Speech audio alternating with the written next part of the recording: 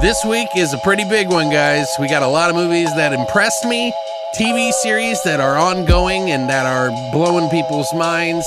We even have some more Lovecraft, Shudder exclusives, and just some crazy stuff to talk about. You're not going to want to miss this.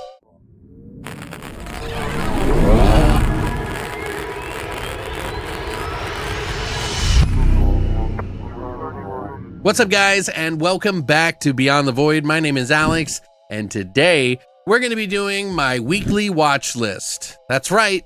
This week, I got to see a bunch of stuff, including TV series and movies. Stuff that I wanted to watch on my own, but also want to share with you guys. And of course, all of the links to any physical media will be located down below for you to pick up for yourself, or just go to watch it on VOD. Now, some of this won't be available to digitally watch, just FYI, but I'm gonna tell you about it anyway. First up, I have a promo from Paramount Pictures and Smile 2. Matter of fact, you can pick it up on digital right now. In this terrifying thriller, a unknown entity has latched on to a global pop star by the name of Sky Riley, as reality and nightmares collide. So now you can buy the film that critics are calling the most terrifying movie by a smile.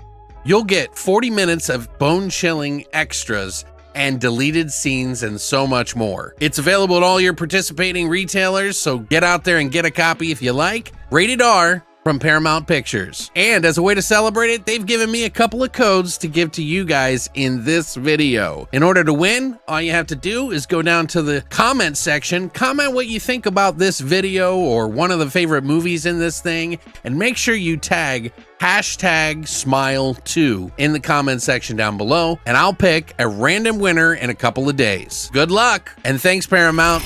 But for now, let's get into my weekly watch list and see what you guys might want to pick up for yourself or watch for yourself this week. First up, we have Secret Level from 2024. It's a new TV series that Prime picked up. It's actually from the same people who did Love, Death, and Robots, which was on Netflix as an exclusive to them. And they did a few seasons on there, which I absolutely love, by the way. So I was actually kind of excited to see what this Secret Level would be all about. What they're doing with this is they're bringing you the original stories to set within the world of some iconic video game franchises. Some that I was a little surprised to see on here, and some that I was like really excited about. Now, this is a series that's created by Tim Miller, who did Deadpool and has, of course, supported the Love, Death, and Robots, and many other things. This one includes D&D, Sifu, New World, which is the new Amazon video game. They got Unreal Tournament, Warhammer 40K, which I was super stoked about.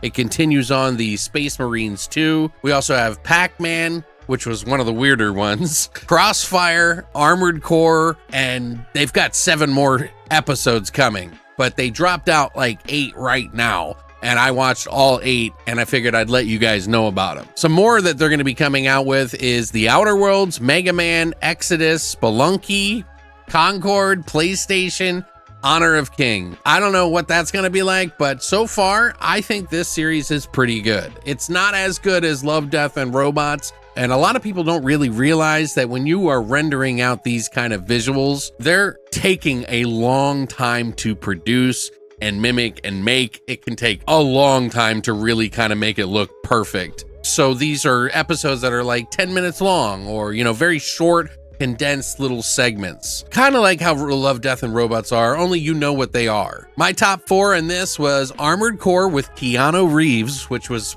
fucking sick. Warhammer 40K was super gory and graphic. New World with Arnold Schwarzenegger playing this guy who goes to a turnus where he keeps waking up. Is really funny, and D&D was actually quite a surprise for me as well. Now, don't get me wrong, a lot of the other ones like Sifu that I wasn't looking forward to was still awesome. The Unreal Tournament with the Zan robot was amazing. Pac-Man was oddly satisfying, and kind of wondering what the hell is going on with Pac-Man right now, that they were like okay with this happening. I guess there's a new game coming out. I'm not 100% sure, but I think I saw it at the game show here recently. And they also had Crossfire, which is like a Call of Duty clone, but is really popular in like Korea. So they put it in there, and I actually still enjoyed it. So none of these I didn't like.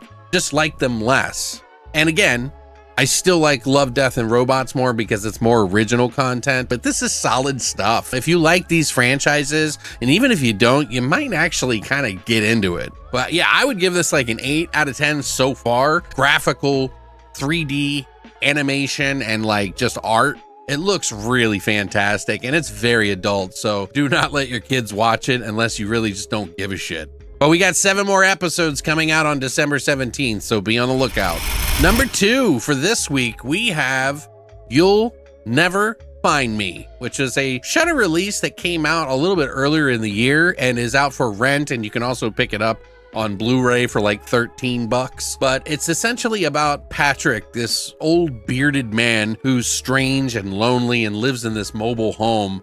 And one night he gets a knock at the door during a huge storm that's going on, and it's a girl who's looking for shelter. And things are not what they seem in this movie. Now, I actually really enjoyed this movie. I could see some people getting a little annoyed by the overall experience of the film because it's kind of just relying on the end to satiate everyone's interest, and it's sort of kind of hanging you along. But the intensity and sort of the suspense in the movie is actually really good. The performances between the guy and the girl, because there's not a lot of cast in this movie, are fantastic. They really do a good job of kind of being, you know, comfortable and not comfortable within each other. They're both strangers. They're both acting kind of fucking weird, and you're wondering what is going on this entire time. By the end, you will know what exactly has happened, and it may or may not be a huge surprise to you, but I still think that it was a good movie overall. It does carry some sort of essence and vibe and atmosphere to it, and the performances are like, you have to turn the volume up because there is a lot of whispering and low volume talking while you can hear the thunder. It's almost like they wanted you to hear what was going on like loudly so you could really feel the movie.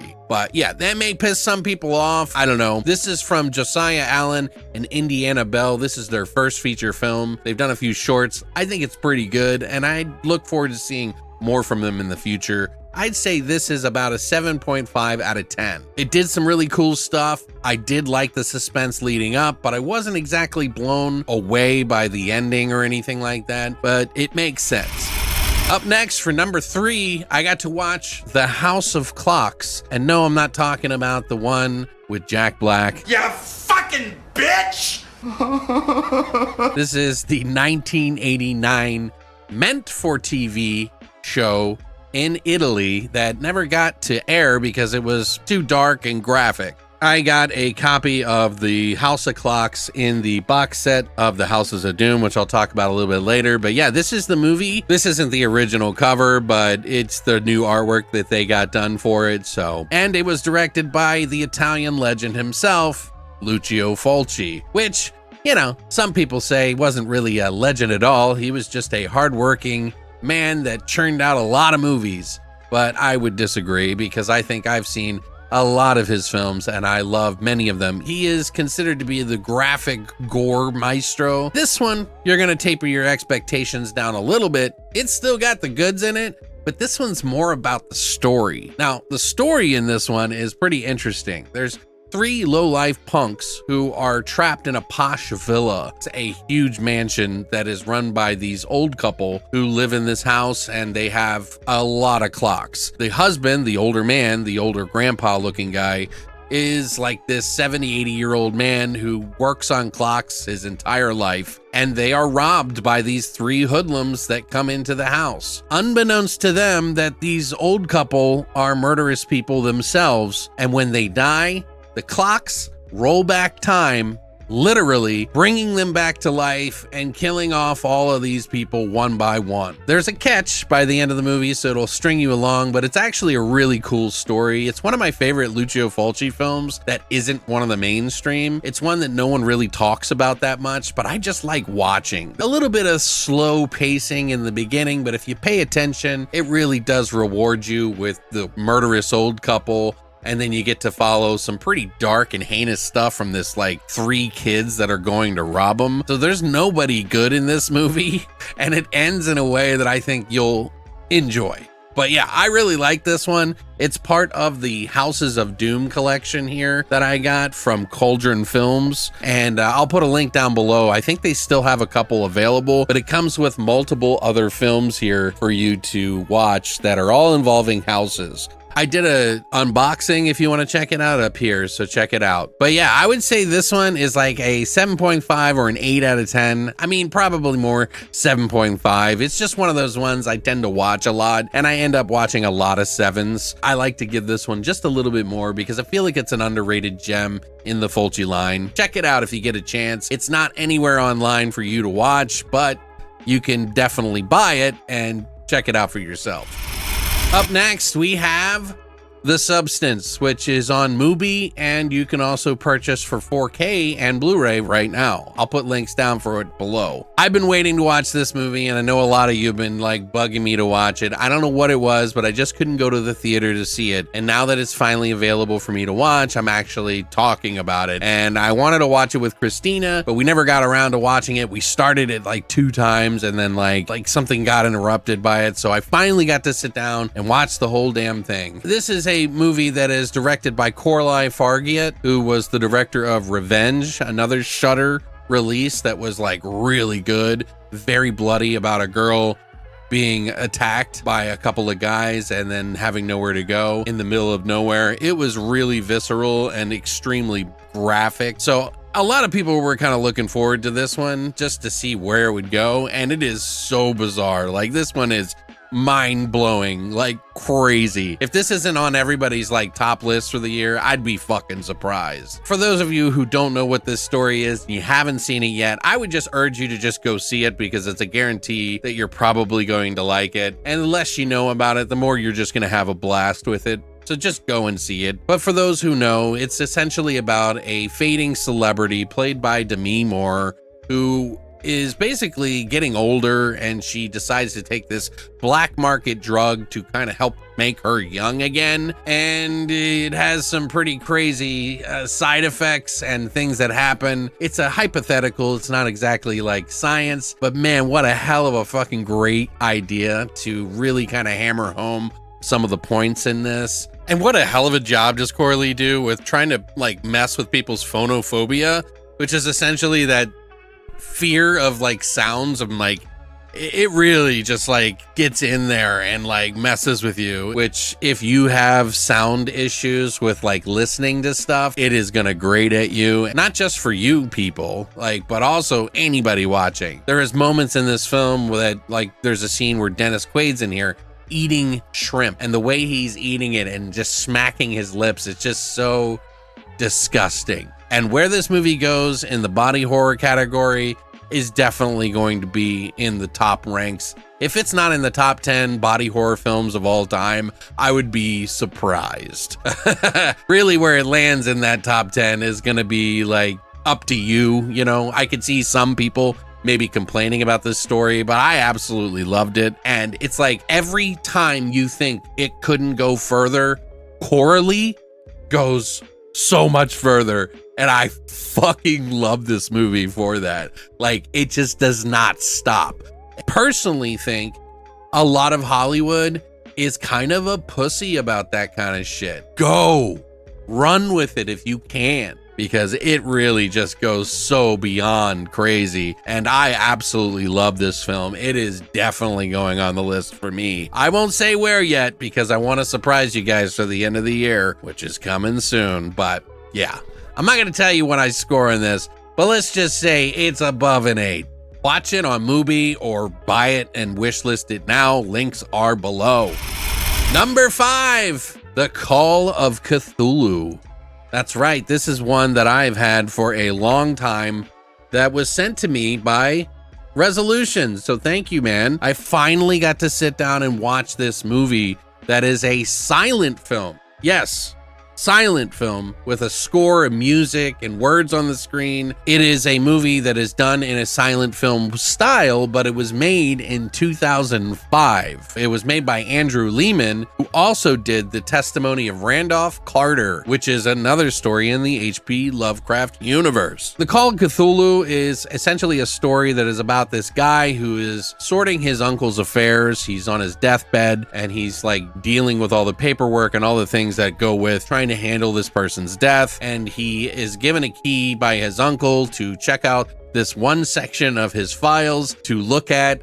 And these are files that have to do with this crazy cult that is happening throughout time all over the planet in different parts of the world, all leading to one call, the Call of Cthulhu.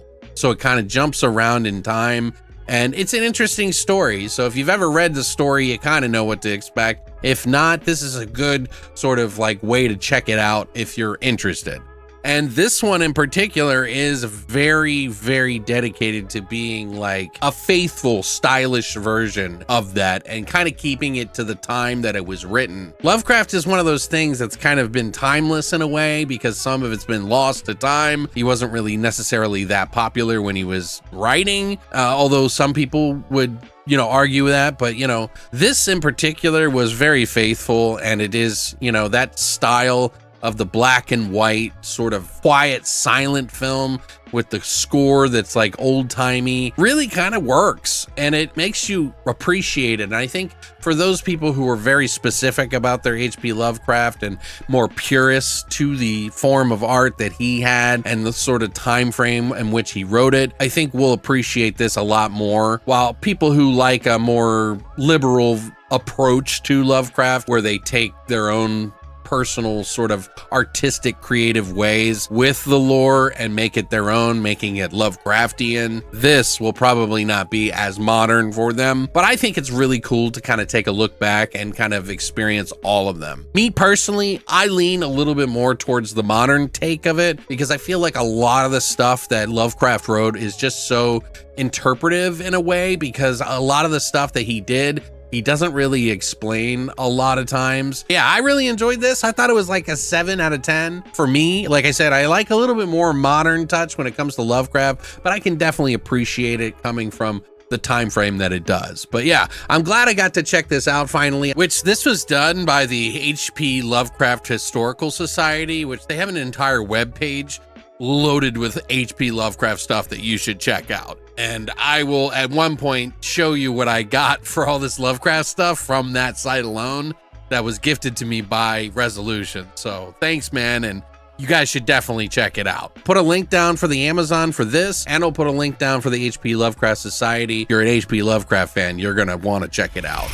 But yeah, guys, that's everything this week, man. We had a lot of really great stuff. Some of it you've probably seen. Some of it I just wanted to share with you because you've been bugging me to tell you what I thought about it, or at least see it for Cthulhu's sake. But yeah, I'm so glad I got to check all of this stuff out and share it with you guys. Hopefully you enjoyed that, and maybe there was something in there that you hadn't heard and that you might want to pick up or at least keep an eye out for. I'm hoping that the Houses of Doom will eventually come to like Shudder, Tubi, or something. So hopefully you can keep an eye out for that. If not, pick it up before it's too late. They're gonna get sold out, and once they are, I don't know that you're gonna be able to get a copy. But yeah, thanks so much, guys. Let me know what you want to watch in the comments section down below. Don't forget, #smile2 if you want to win a copy of a 4K movie. I will send you out a copy. I'll reach you through the comment section. But thank you guys so much for coming by. I really appreciate all the support you guys have been giving. All the new followers, thank you so much. All the new followers, thank you so much. And as always, long live the void.